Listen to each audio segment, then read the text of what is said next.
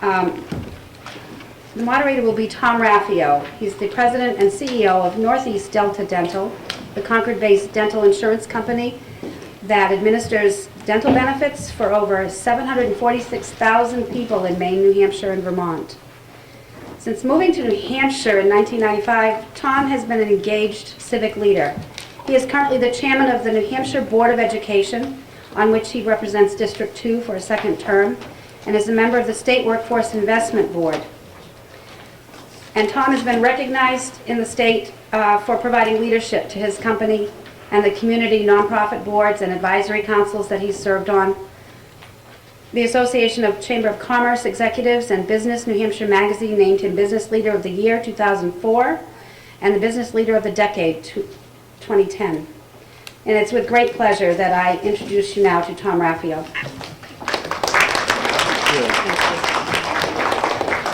Thank you, and thank you all for coming. I always love to host conferences the day after a big Red Sox victory because I figure that no matter what I say, people are happy. For the most part, we're all Red Sox fans, although a little bit tired.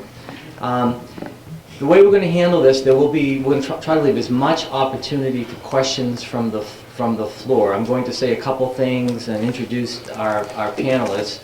I do want to make a couple of comments, though, about your State Board of Education. I've been on there since 2007, and it's all of the board's members, my colleagues through the years, are diligent, studious people that become totally prepared. So when we voted to support the Common Core in 2010, it was after a lot of work and a lot of study. I've been chair for the last 2 years. I can say the current board, we actually have Helen and Emma, and of course Cindy from our state board. Folks put a plethora of amount of time in this. I just want to make that point clear, is that we study every issue, we meet frequently, we study frequently, and no public policy is voted on by the State Board of Education without that proper due diligence. 2010, of course, is when we voted to support the Common Core. That was also the year that the Affordable Care Act was passed, so my life has never been the same since 2010.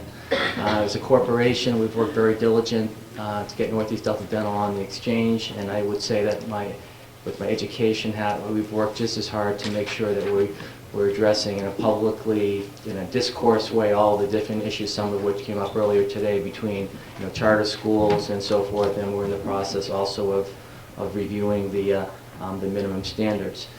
One of the hats I also wear is as chair of the Business and Education Coalition, which is a robust group of business leaders, educators, such as Ginny, political leaders such as Mary and Senator Stiles, Ross Cattell, and so forth.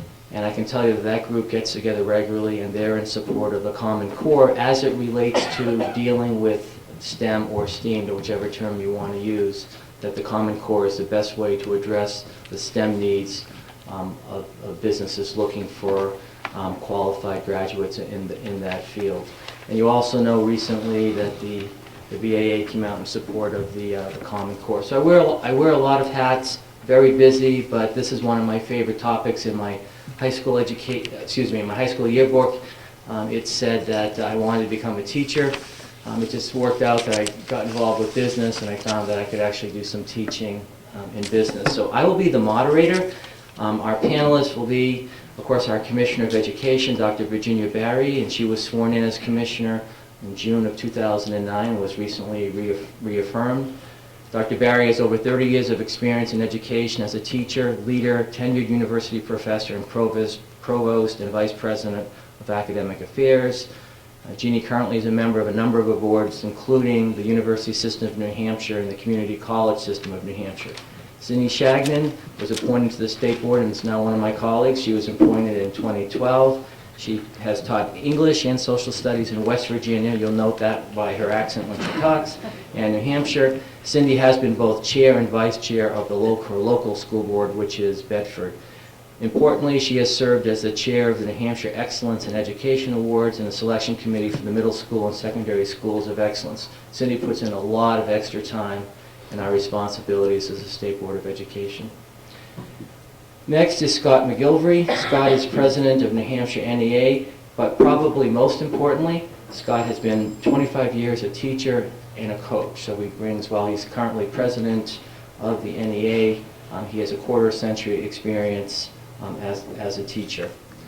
Dr. Christine Rath, next to Scott, has served as a school administrator in this Concord School District since 1985. She has been superintendent since December of 2000, and she can speak from first-hand experience in terms of the cascading of the Common Core. Most recently, I was honored to be able to present her the Citizen of the Year Explorer Award from the Daniel Webster Council. She got the Good Citizen Award from the Daniel Webster Council Explorer Division. And Bill Duncan. After graduating from the Naval Academy and serving in Vietnam, Mr. Duncan started a number of businesses and came to New Hampshire a quarter of a century ago. Recently, he has been visiting New Hampshire schools, administrators, and board meetings to understand the impact of the rigorous new Common Core standards in the New Hampshire classroom. So each panelist, with the exception of Dr. Barry, who wants to defer her time because we want to make sure there's enough questions, will speak for about 5 to 8 minutes. Hold your questions, and then we'll regroup. And then once all the panelists are done talking, then we'll entertain the questions. Everybody okay with that? And we'll take the questions from the floor unfettered. So we're going to start with Cindy. Cindy?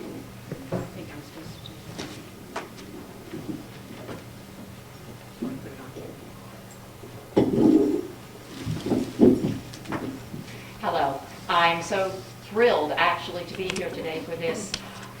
You know, I have done a not scientific, but in the last several weeks, I have tried to talk to as many different districts as I can throughout the state to see how is the implementation really going at the local levels, because that's what matters to so many people in this room is how does it affect your district and your town and your schools. You know, of course, I have found there are variations. Some districts have a very extensive curriculum review process that they follow all the time. They have curriculum committees, they have the summer curriculum institutes for their teachers, they have workshops where they really not only just look at grades and everyday activities, but they look long range. Where are we going? How do we want to get there? Many of them have technology plans.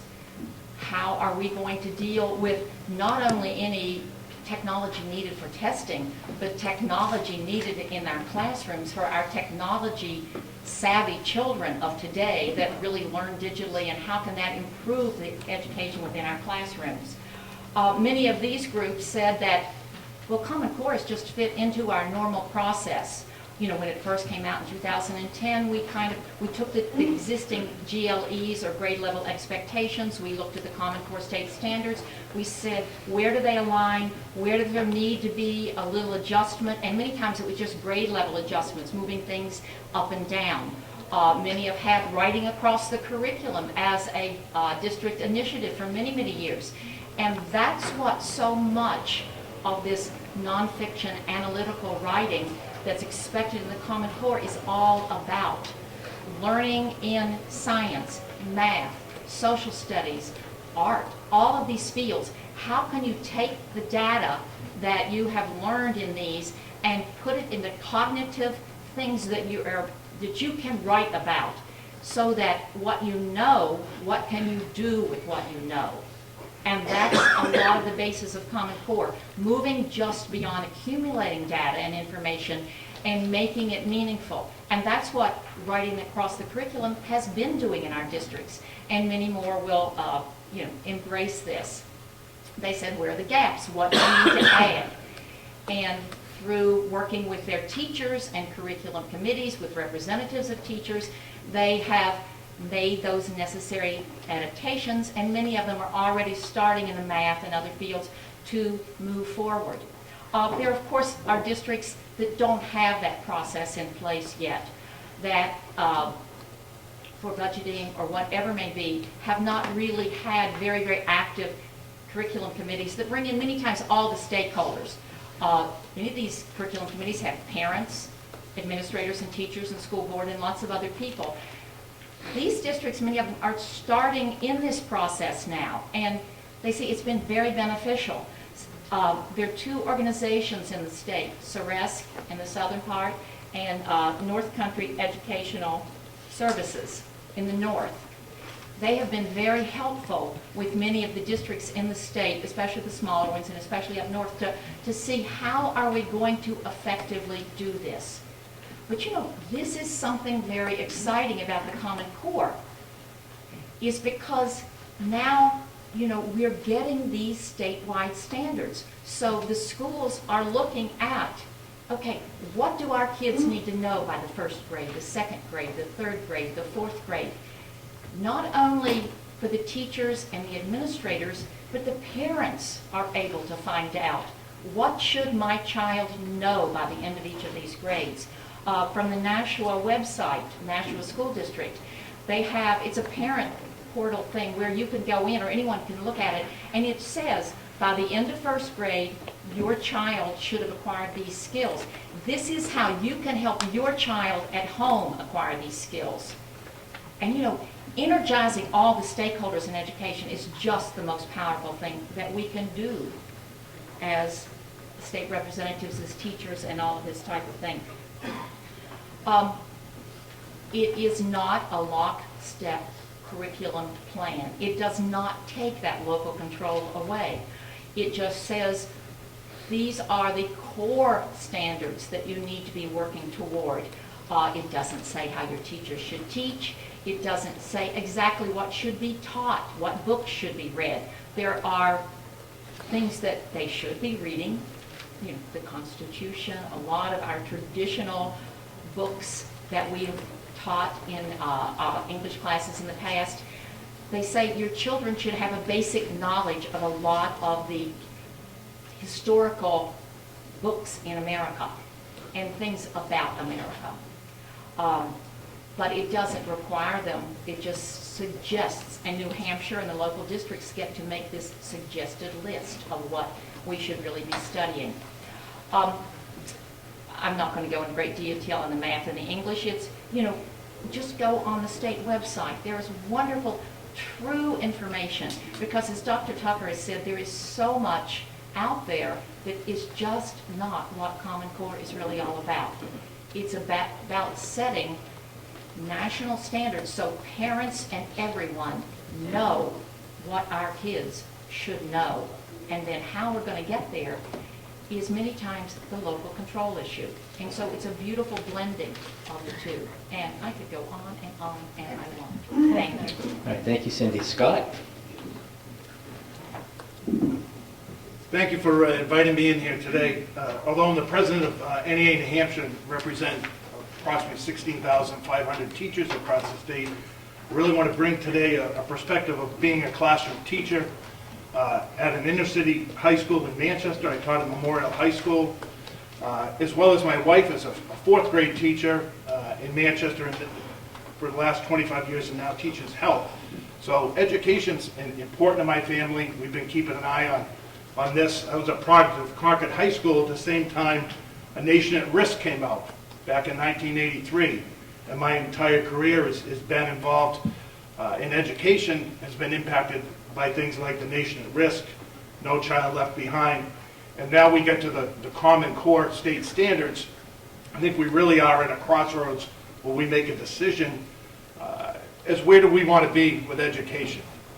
But as a spokesperson for our members, we've spent a lot of time over the last year talking. We've surveyed, given members the opportunity to participate in electronic surveys. We've gone out and held meetings. Bill Duncan and I held a town hall forum on the Common Core down at Bow High School 3 Fridays ago, of which we had over 700 educators at Bow High School that could participate in professional development during the day, and then had an hour opportunity to come in and talk about openly about what they were feeling about the Common Core, what roadblocks were they running into, and what were the great things that they're seeing in the Common Core. And having talked to literally hundreds and hundreds of our members throughout the state, border to border, by and large, our members are very much behind the Common Core. They very much are embracing it, although the level of success, the level of, the level of success that they're having really depends on how the district is implementing that, how they're rolling it out, and the involvement of both administrators and educators and parents in the community in developing curriculum that aligns to these standards that fit for their own individual communities. So the NEA New Hampshire certainly is committed to the Common Core, both with resources and staff, and listening and hearing from our members. We really think the Common Core state standards have an opportunity to provide all children with a complete and challenging education, one that they deserve from all of us as adults in this room and out in the community. We need to remember that these standards are voluntary. They allow educators far more management in their curriculum, their goals, in providing an education. One comment that I keep hearing back continually from our members, from veteran educators, it's allowing me to become more creative. I went into education to deliver a creative curriculum to my students, and in the last decade or so, we've lost that. Developing new curriculum and aligning existing curriculum to these standards is allowing our educators to bring back that creativity into their daily lessons and into their classrooms across the state. We need to remember that Common Core state standards are not curriculum. They are a set of standards. And that those standards are statements of knowledge and skills that kids should have and that they need to master at a certain period in their life. The curriculum that's being developed as we speak in all our schools across the state is the roadmap to meeting those standards. And that's where we need the support. That's where the implementation and the development of curriculum is critical to Common Core state standards. The history of it, it's been a lot in the media that teachers and educators were not involved in this process. Nothing could be more to the contrary. When the National Governors Association, the Chief Council of State School Officers were developing and working on Common Core, they invited the NEA in. We put in teams of teachers from across the country. The types of teachers that were part of that process were national board certified teachers. The highest level of certification that you can receive in the United States is a national board. And those are the educators and experts that participated in that. And many changes came about from the participation of those teachers in the development of those, of the state standards. So educators were very much involved in that entire process. So what do we need? What are our educators crying out for? What do we need to be aware of as we start to roll this out in communities? Professional development and time. Educators. When I say educators, I don't just mean classroom teachers. I mean our educational assistants, our paraprofessionals, our support staff that are in classrooms across the state, many of which are dealing with the most difficult students that we have. We need to think of professional development for all educators within a school building in order to do this. We need continual professional development, not just start it today as we develop curriculum and implement it, but a continuum of professional development that leads us towards higher success, and ultimately what we want is better student achievement. We really want to make sure that the preparation, the communication, and the education are critical to the successful implementation of this here in New Hampshire. So as speaking on behalf of educators, we will continue to be strong advocates on behalf of the goals and standards that our State Department of Education has put forward. We know that we will prepare our students, we need to prepare our students for college and workforce. And I truly believe as an educator and listening to educators that the Common Core state standards will allow us to develop curriculum as a roadmap to leading our children and our students to better success, to be college and career ready. With that, I just want to finish up. I think this is a once-in-a-lifetime generation. I was a senior in high school when all that came down, the nation at risk. I taught through No Child Left Behind, and we need to do something. Okay? We cannot stand for the status quo, and the educators in this state and across the United States are very much in favor of the Common Core state standards. And we certainly believe that this is a once-in-a-generation opportunity that we need to take advantage of. Thank you, Scott. Now Dr. Chris Rath will talk about the Concord school system and what she's done in that area there. Okay, thank you. We were asked to speak about the successes and challenges of implementing the Common Core. To do that, I'd like to put my comments into a little broader context of what we're doing to implement educational reform at the school and the district level. Michael Fullen has a statement which really guides our work, and that is, he says, build the future on the best of the past. And there are many things about public schools and public education that have worked well for us and we do not want to change. Our mission hasn't changed. Our mission is to educate all of the children in our community. We want our schools to remain open and accessible places for children and their families. We want our schools to be places where children work with children from different backgrounds who have different ideas and different goals in life. We want our schools to be places that celebrate those differences. We want our schools to be places where teachers get to know children well, understand their talents, and inspire them to use their gifts. We want our schools to have high expectations for all children and provide the opportunities and supports that it will take to enable all children to meet these ambitious goals. But the world for which our public schools were developed initially is very different from the world in which we are now working and the world that we're preparing our children for.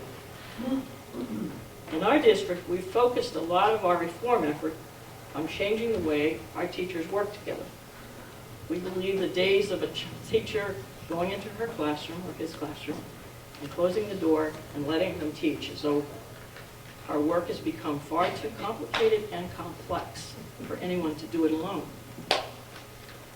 Research is also mounting. In successful schools, teachers talk with one another about their practice. They observe in each other's classrooms. When one teacher's students do well on a particular skill or concept, they share ideas about what worked well with one another and what didn't. They work together to accomplish things that none of them can accomplish alone.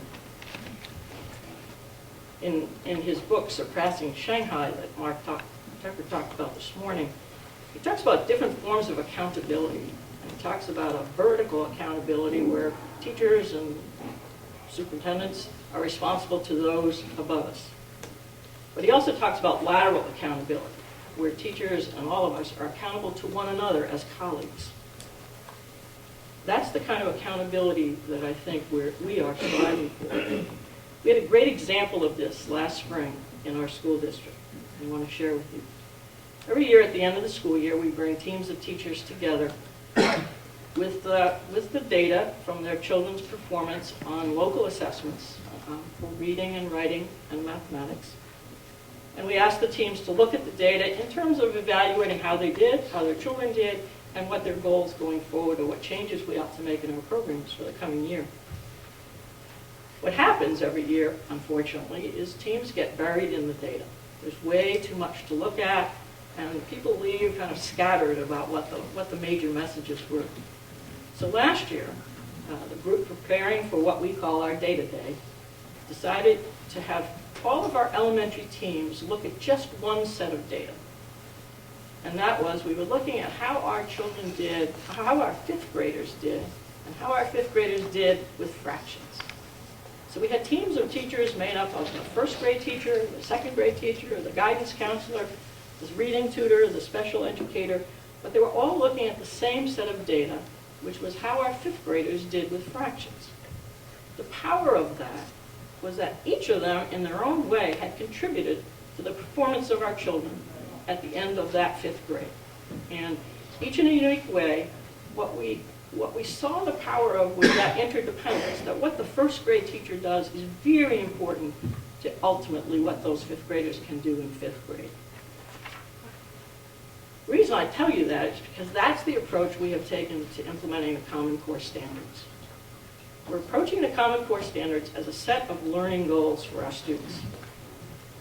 For the past 2 years, all of our teachers have been participating in a very organized program of professional development to help them understand the major shifts that the Common Core represent and to understand the structure of the new standards. It's our work now to take those learning goals and figure out what the best materials are, what the best instructional strategies are, and to assess how we're doing locally. That's the work that we're engaged in now. We found the structure of the standards to be extraordinarily helpful in building this culture where teachers are interdependent and working together towards common goals. As the standards lay out expectations at different levels. And they're really laid out as what we're calling a learning progression. For example, in reading, one of the reading standards is for students to assess how point of view shapes the context and style of text. It's not a new learning goal. We've had that goal in standards before. In the new standards, however, it's very explicit and very clear what a kindergartner is to do. Kindergarten is expected to, with prompting and support, be able to identify who the author of that text is, who the illustrator is, and what role they each played in creating that text. A first grader is expected to be able to identify who's telling the story at different points in the story. A second grader should be able to acknowledge that there are differences in points of view of the characters in the story. By grade 4, students are expected to compare and contrast different points of view in the story. The value of the Common Core is that it has built these progressions. Now, over time, we will test the progressions and tweak them as we need to in terms of about our students' accomplishment. But the fact that they have been built in that structure is extraordinarily helpful. And I agree with Dr. Tucker this morning when he said we need a system, that it cannot be each teacher deciding what they want to teach. That for us to really have our students reach the heights we need them to do, we have to build on the work of one another. So it is in that context. We're interested in the progressions and ensuring that all of our students build those skills along the way. So really the context of my remarks is that the Common Core is a piece of a much broader agenda in our district, and it is guiding our work, and we have found it extraordinarily helpful. Thank you, Chris. Bill, some business and other perspectives. You've been on the road.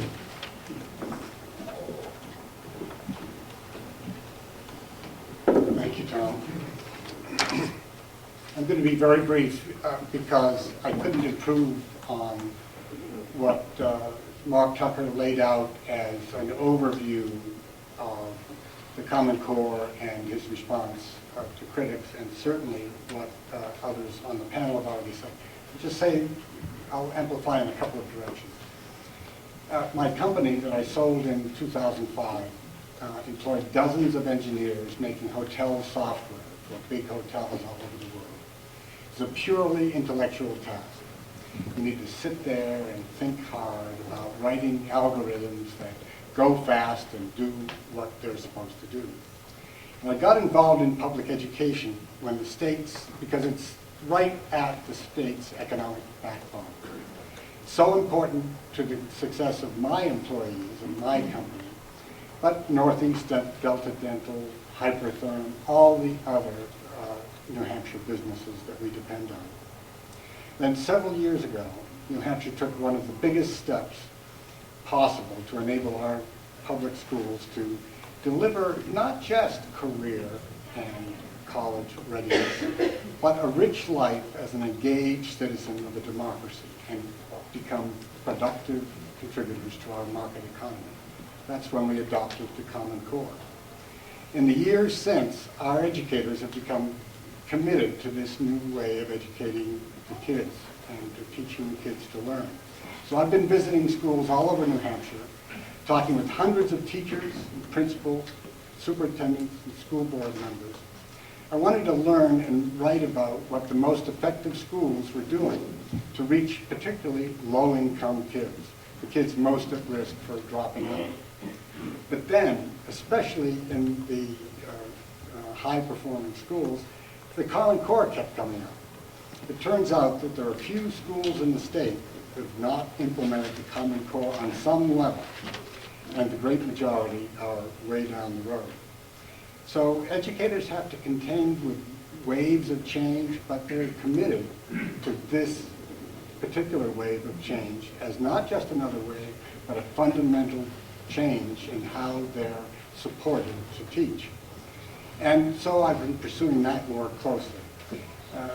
We've had a debate in Manchester lately. Manchester kind of doubled down on the Common Core in its recent decision to adopt the Common Core but enhance it to meet Manchester's specific needs. A teacher in Manchester at the Northwest Elementary School said, Common Core standards don't limit what I do in the classroom. They open doors. And at the other end of the state, the White Mountains Regional School System Superintendent Harry Fensom said, educators see the value in the Common Core. It's going to close the gap. It's going to reduce the need for remediation. It's going to make kids better prepared for college. And this is someone who's 3 years into his own implementation of the Common Core. This afternoon, there is talk about how involved teachers were in creating the standards. Dr. David Poot, who is giving one of the workshops this afternoon, I would recommend that anybody who can do it, do it. David was at the heart of writing the English language standards. He reviewed 10,000 comments from teachers and parents and others all over the country in the course of his contribution to writing the standards. He says, experts from colleges and universities, entry-level industries, teachers, education departments, and the public all weighed in to create the standards. Tina Pruill at the Manchester, at the McLaughlin Middle School in Manchester said, I was among the language arts teachers who went and sat through committee meetings and provided input. I still have the surveys that went out to math teachers. The only point on which I might have disagreed with Mark Tucker was his response on local control. But you notice what he meant was, what Chris just said, you don't have the option to set your own standards, but you do have the obligation to create your own curriculum and lesson plan in a way that fits your district and your kids. So when the White Mountains folks did that, they said, our teachers are now fully implementing the Common Core. We're ahead of schedule. The teachers are loving it. We've developed standards-based report cards and common assessments. We're working in increments across the grade levels. We're really pushing teachers to get to know those standards. We have math and reading specialists who go to work with our teachers on a weekly basis to help them work through the standards and understand them better. So you really get, even though it's a kind of a description, you get a sense of the energy that White Mountains and a lot of other districts and a lot of other schools are putting into it. About privacy and personal data, enough has been said about that, but I just wanted to read what our current state law, this is RSA 193E:5, says about our data. Here's just one sentence. Under no circumstances shall personally identifiable information or unique pupil identifier be provided to any person or entity outside New Hampshire. Now, there's always more to the story, but to me, that's the bottom line. Our contract with outside testers says state law pertains. State law overrides FERPA or any other rule that anyone has, and this is our state law.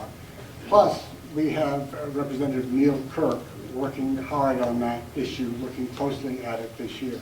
I think we're in good shape when it comes to privacy.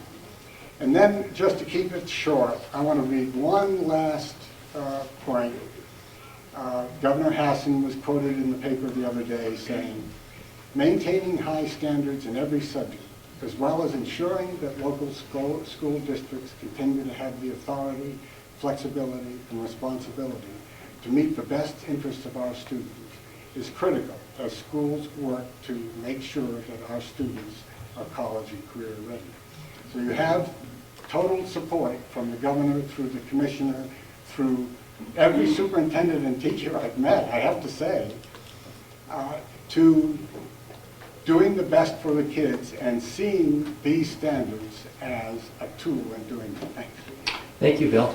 Okay, in terms of the process, we'll take questions from the floor, and we want to limit them to legislators, and when you do, if you'd stand up and introduce yourself. Just a couple other points I want to make, though. There was a great handout in your advanced package that gets into 3 of these areas. You know, the new standards maintain New Hampshire's tradition of a local control, our students' personal data is protected, and the costs have proven to be small. So that you have that handout. You also, as Mary said, you have copies of Mark Tucker's speech where he clarified the sort of 6 myths of the Common Core. I'm out on the road a lot. Those are the 6 questions that I get all the time. You know, this is the Obama administration, the milligram thing, and the whole thing.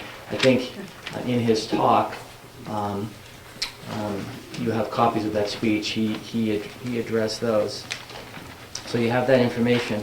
I also want to say from a personal perspective, based on market research that I get as a member of the Board of Education, but I mentor a lot of students. Students want to be challenged.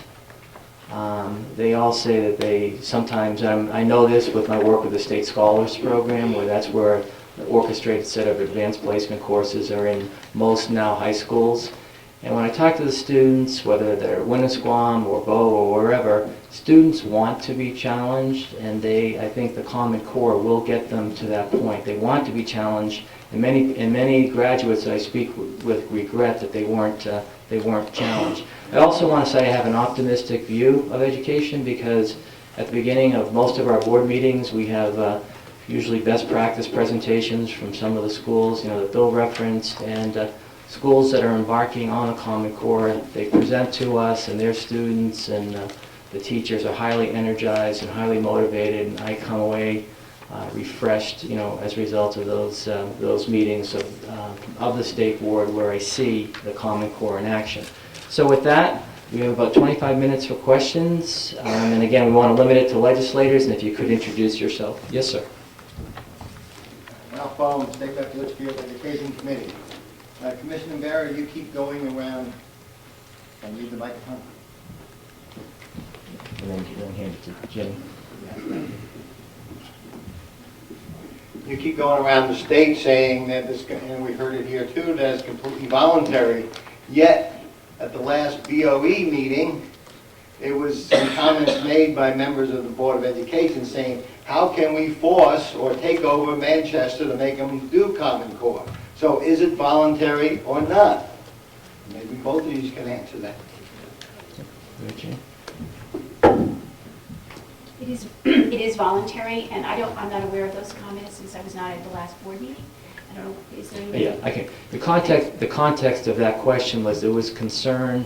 Well, we've been working on the Manchester issue, the class size issues and other things that everybody's been reading in the paper, and it's been 2 years of dealing with those issues. So there was a degree of frustration probably in that question, which wasn't for me. But as Ginny says, it is in fact voluntary. Yes, sir. Oh, I'm sorry. I missed you before. Ali? Yep.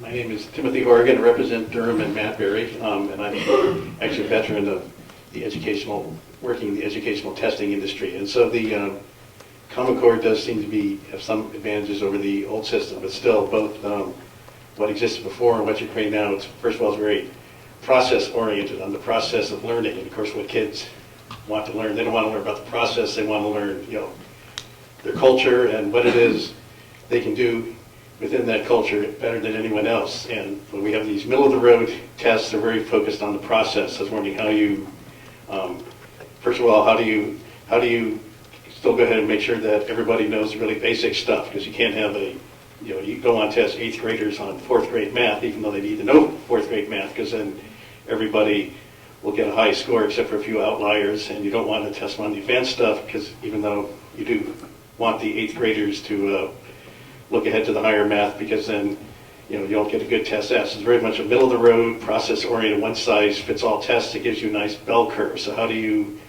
balance out the desire to have tests that get good bell curves and one-size-fits-all tests with the actual needs of the children, the kids who are taking them?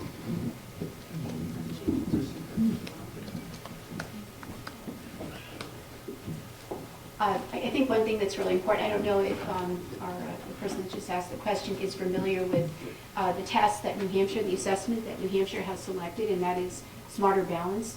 I think that the Smarter Balance test is process-oriented. It is helping us to better understand how students evaluate information, synthesize information, apply information. It is a different form of test.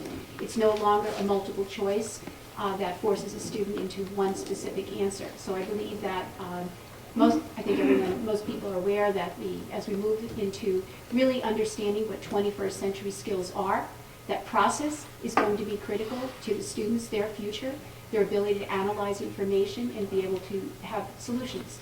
And I think just about everybody in this room has heard me say several times that the future of our students will be different than the days that we currently live in. Their ability to look at world peace, their ability to understand the environmental issues that they're going to be faced with, the world that they will live in as a result of our actions will be really critical. So process is absolutely essential. And I would just speak from a business perspective, those are the types of employee candidates, that we're looking for, process-oriented, analytical, and they can find the relevance. Yes, sir? I just wanted to say that the Smarter Balance test, we did a pilot in Bedford where I'm on board, and many other districts did also. And, on these things, like in the past on a math thing, it would say, here's this formula, now which graph represents this? On the new Smarter Balance, the child creates the graph. So like I say, it takes you from just guessing or kind of just data knowledge to putting it into what you know. What do you do with what you know? Also, the Smarter Balance, I think once we get, in the first few years it can be done with paper and pencils as the testing has been done to allow the districts time to catch up with the technology. It's done over a longer period of time so that schools do not have to have every single kid on the computer at once taking the test. It can be very spread out so that you don't have to expend, hundreds of thousands of dollars in technology. But then the test also, as I think, is computer adaptive to the child. So as you are taking it, if you are answering, like if you're familiar with the Northwest Education, the NEA many districts have done, the child starts answering correctly, it challenges them with more complex questions so that you really get good data analysis that can be used in the classroom to help challenge all the children.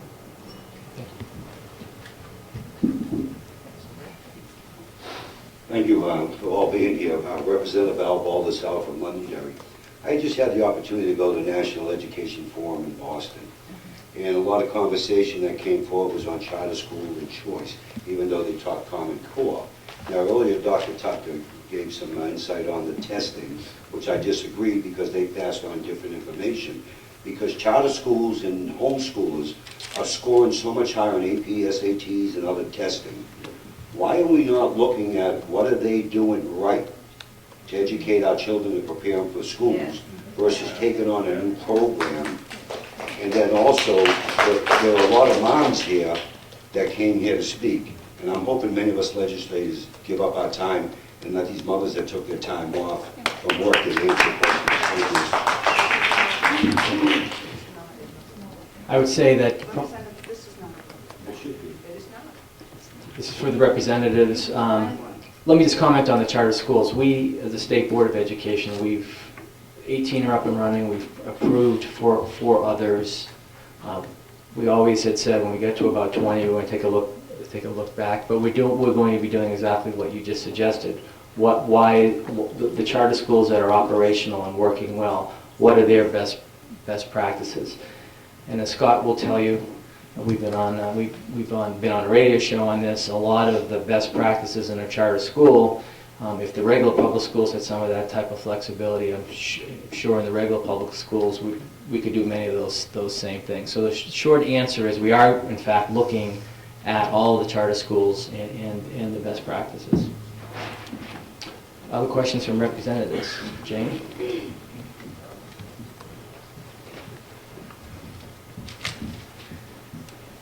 Representative Jane Comeau from Alton, New Hampshire.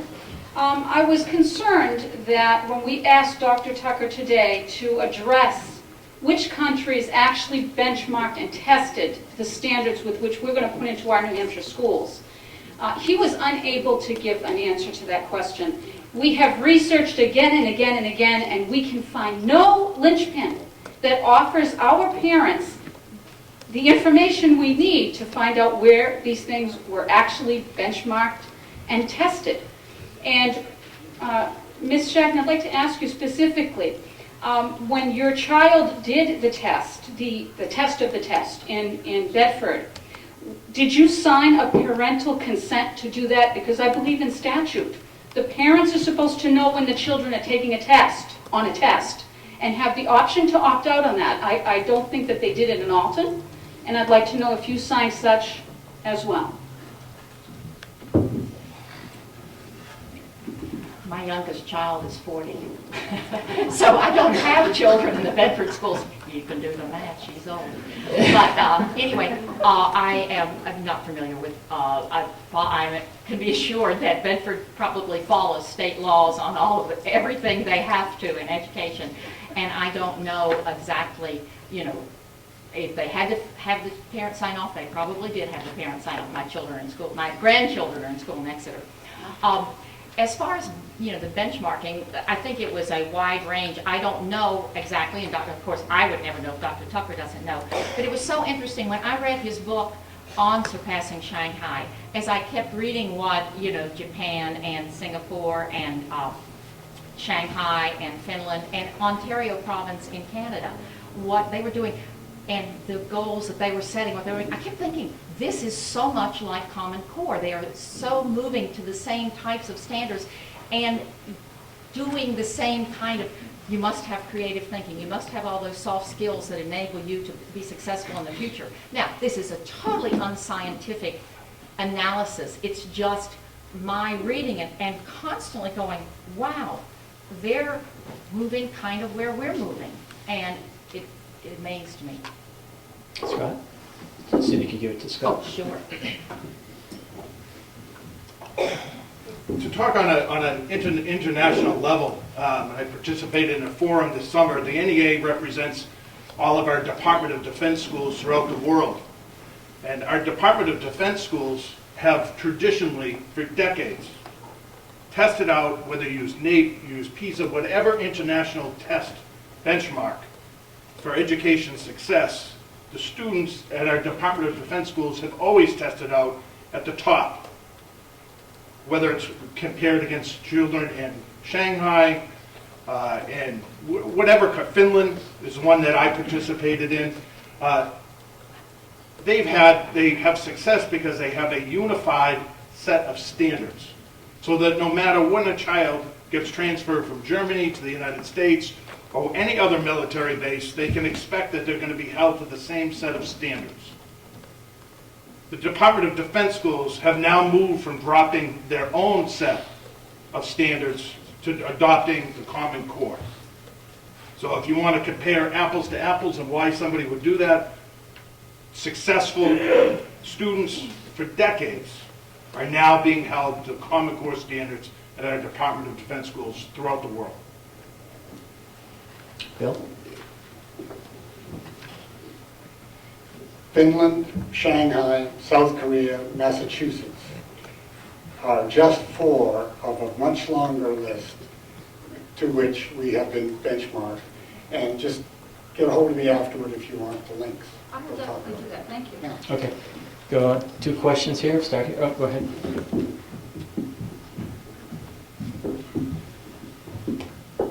Thank you. Glenn Cordelli from Tufton Borough and House Education Committee. And my question relates to things we've heard today, that the Common Core standards are voluntary, that districts can make adjustments by grade level and adaptations. Mr. Tucker, however, and I quote, has said that standards are incomplete unless they are closely tied to curriculum, instruction, and assessment. So first, I'd like to hear your comment about the linking of those four, and clearly we are not. And secondly, with the Smarter Balanced assessments, are they also voluntary besides the standards, and are waivers possible from those assessments?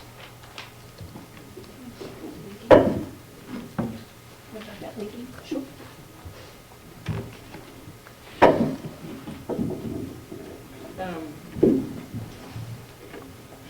think I listened closely this morning to hear what Dr. Tucker did say about the role of the standards and the flexibility or lack of thereof.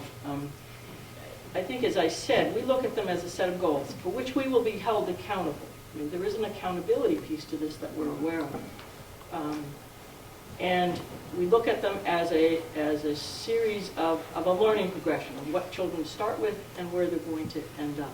And it's around that goal that we will establish our curriculum, and have established our curriculum, but are revising curriculum where we need to, and developing local assessments. I mean, we put a great value on the assessment work that we do locally, knowing that at some time, beginning next spring, we will be held to an external accountability through Smarter Balance. But I think in terms of the implementation and monitoring of them locally, they are set goals, and I don't think we're changing the goals, but how we modify the curriculum or develop assessments has been locally determined. Looking to these three questions, and then the panelists will be around during lunch, and I'm sure we can explore that. So, sir? Sorry, that question wasn't answered. It's a very important one as far as I'm concerned. Will there be waivers to the Smarter Balance testing? That was the question. That was one of them. Okay. Commissioner Barry can answer that. Under state and federal law, all students, as part of our accountability, must take an assessment. The assessment that the state of New Hampshire has chosen is Smarter Balance, and there are no waivers currently available under either state or federal law. To follow up on that question, will it be? We'll go in order here, and then we'll break for lunch. Representative Lee Webb from Merrimack District 3. I'm hearing a misconception that Common Core is a federal program, and I wanted to try to track down the origins of that. And my question really is directly related to that topic. Are there any federal grant funds tied specifically to Common Core, i.e., that there's a requirement in order to apply for a federal grant that they must, that school district must already have adopted Common Core? No. So there's no federal grants whatsoever that are tied in as a requirement? Thank you. Title I. How was that used, Title I? We were told in Alton that those funds might be discontinued if the school did opt out of Common Core. No, that is absolutely incorrect. Okay. All Title I schools must participate in the Smarter Balance assessment, but there is no requirement for the Common Core. All Title I schools must participate in having a teacher evaluation system as well as a leader evaluation system. Those are the only requirements of Title I schools. Okay, so it's clear on that. Let me just clarify, Okay, sure. please, Tom. Also, I just really want to reinforce, in case someone is not aware, that any school that selects Title I money, it's totally voluntary. Schools have, in our state, refused to take Title I dollars. That is totally voluntary on a district's part. Okay, so I think we've got the clear answers in there, which were no. Yes, sir.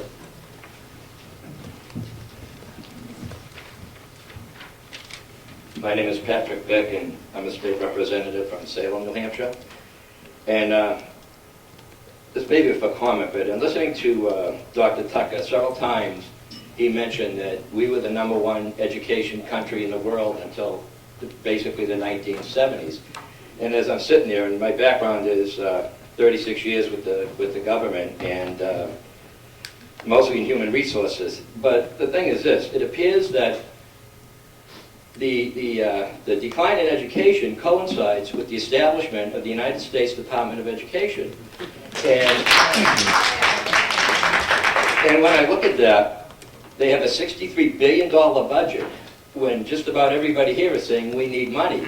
Wouldn't it be more worthwhile for us to work with our federal legislators to shut down that agency and distribute that $63 billion directly to the states so that we would have the money to educate our children?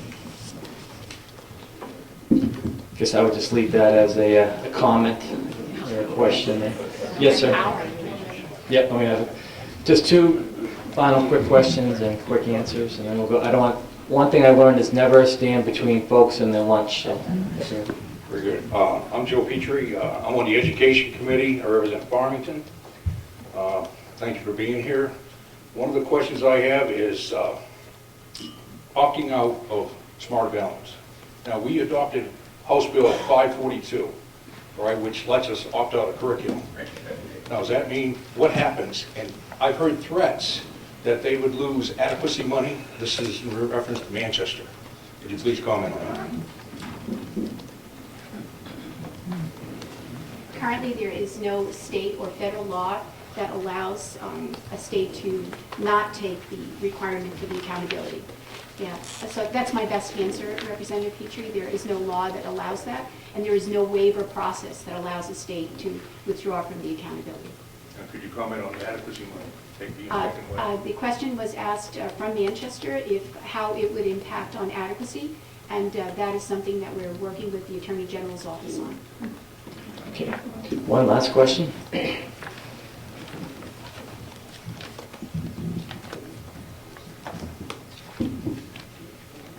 Thank you for taking my question. I was the last one in line. I didn't know if I'd make it. My name is Cindy Chase. I am a representative from Cheshire 8, which is Ward 5 in Keene. I am a big supporter of the Common Core standards. I am not a big supporter of Smart Balance or Smarter Balance. I keep confusing it with the margarine. It's my understanding that this exam was developed before the program was even rolled out. It's corporate driven. I'd love to know how much money went into spending on it. As a teacher with, I counted the math a minute ago, 48 years in the classroom, starting in '65, I have some concerns about an exam that's rolled out before the program is rolled out. But my question here is not so much that, is I am a native of Rhode Island and still have friends and connections down there. They gave an exit exam based on Common Core. It may have been Smarter Balance, but I'm not 100% sure. They gave it to 10,000 high school graduating seniors. 4,000 of those children failed. They now are looking at a problem with 4 out of 10 kids who have finished their high school education, have taken what I believe to be this Common Core, this Smart Balance assessment, who are threatened with not graduating from high school. Are you prepared, and how are you prepared to deal with something similar happening here in New Hampshire? Commissioner Barrow, answer that, and then we'll break for lunch. Rhode Island is not a participating member of the Common Core, of the Smarter Balance. They are currently involved in an assessment called PART, which is Partnerships for Readiness for College and Career Ready. So that is not accurate. So it's not the same. Yes. Okay. Just to answer the question, $330 million was spent with PARC and Smarter Balance. That was from ERA money. Okay, our panelists will stick, most of our panelists will stick around for lunch, which is in rooms 205 and 207, courtesy of Delta Dental. And thank you for being so patient and sincere. Mary? Thank you very much, Tom, and thank you to the panelists. The luncheon is provided for legislators and invited guests. It will be in room 205 and 207, and we'll reconvene here at 12:30 for the next part of our day.